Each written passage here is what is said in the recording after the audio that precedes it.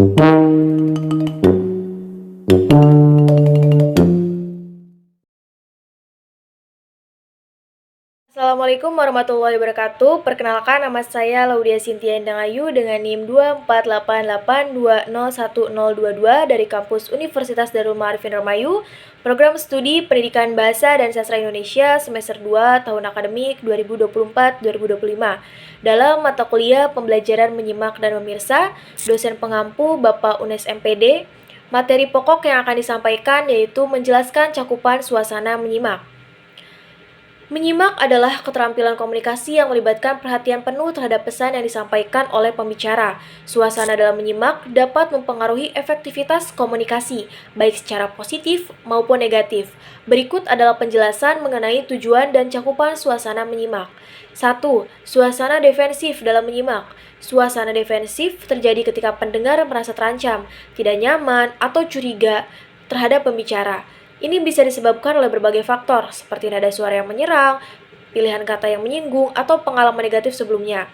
Ciri-ciri suasana defensif antara lain: 1. Pendengar bersikap tertutup, bertindak atau tidak menerima informasi dengan baik. 2. Muncul emosi negatif, seperti marah, cemas, atau gelisah. 3. Pendengar cenderung lebih fokus pada pembelaan diri daripada memahami pesan disampaikan. 4. Sering terjadi gangguan dalam komunikasi seperti salah tafsir atau perdebatan yang tidak produktif. Untuk menghindari suasana defensif, baik pembicara maupun pendengar harus menciptakan komunikasi yang lebih terbuka dan empatik.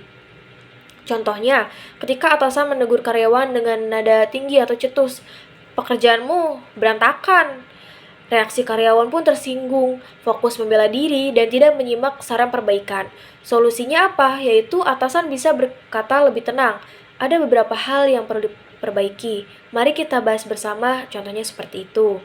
Lalu yang kedua, suasana suportif dalam menyimak, kebalikan dari defensif, yaitu suasana yang dimana kondisi ini pendengar merasa nyaman, aman, dan dihargai dalam komunikasi. Dan dalam suasana ini, pendengar lebih terbuka untuk menerima pesan dan memahami maksud pembicara. Ciri-ciri suasana suportif antara lain: 1. Adanya sikap empati dan penerimaan terhadap pembicara. 2. Pendengar menunjukkan ketertarikan melalui kontak mata, anggukan, atau umpan balik positif. Yang ketiga, tidak ada penilaian atau kritik yang menghambat komunikasi. Keempat, komunikasi berlangsung dengan lancar dan saling menghargai. Suasana suportif membantu meningkatkan efektivitas komunikasi karena kedua belah pihak merasa dihargai dan didengar. Contohnya, kalau dalam kehidupan sehari-hari, ketika teman curhat tentang masalah keluarga, reaksi kita sebagai pendengar harus fokus dan memberi empati. Atau kita bisa berkata, "Aku ngerti, pasti berat buat kamu.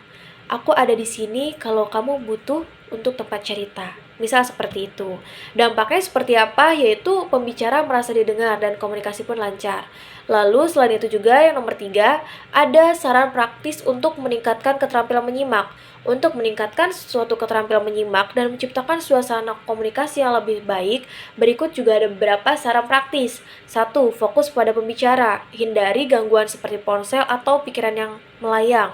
2. Berikan umpan balik. Gunakan ekspresi wajah, anggukan, atau dengan respon verbal seperti "saya mengerti" untuk menunjukkan perhatian. 3. Jangan menyela, biarkan pembicara menyelesaikan pembicaraannya sebelum merespon. 4. Tanyakan pertanyaan klarifikasi. Jika ada bagian yang kurang paham atau kurang jelas, tanyakan kembali untuk memastikan pemahaman. 5. Gunakan bahasa tubuh yang mendukung. Postur terbuka dan kontak mata menunjukkan bahwa Anda benar-benar mendengarkan. 6. Hindari prasangka atau asumsi negatif. Dengarkan dengan pikiran terbuka tanpa langsung menilai atau menyimpulkan sesuatu. Dengan menerapkan saran-saran di atas, suasana menyimak bisa menjadi lebih sportif dan efektif, yang pada akhirnya meningkatkan kualitas komunikasi. Selain itu juga dapat disimpulkan dari keseluruhan, suasana dalam menyimak memiliki peran penting dalam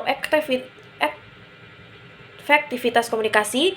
Suasana defensif dapat menghambat pemahaman karena pendengar merasa terancam atau tidak nyaman, sementara suasana suportif memungkinkan komunikasi yang lebih terbuka dan efektif. Untuk menciptakan suasana menyimak yang baik, pendengar perlu fokus memberikan umpan balik yang positif dan menghindari prasangka. Dengan menerapkan strategi menyimak yang efektif, komunikasi akan lebih lancar, saling menghargai, dan bermanfaat bagi kedua belah pihak. Mungkin itu saja yang dapat saya sampaikan. Kurang dan kurangnya mohon maaf. Saya akhiri, terima kasih. Wassalamualaikum warahmatullahi wabarakatuh.